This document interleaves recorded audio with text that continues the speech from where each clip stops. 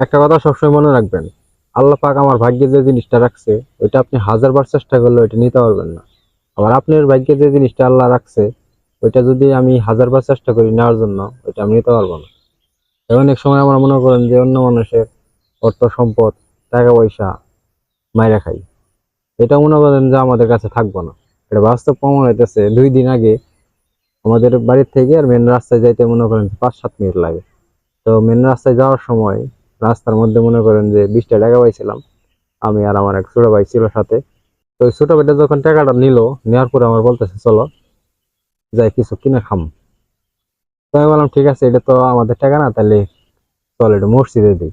তো আমার বলতেছে যে হাজিগিরি দেখা না, চলো কিছু কিনা খাই।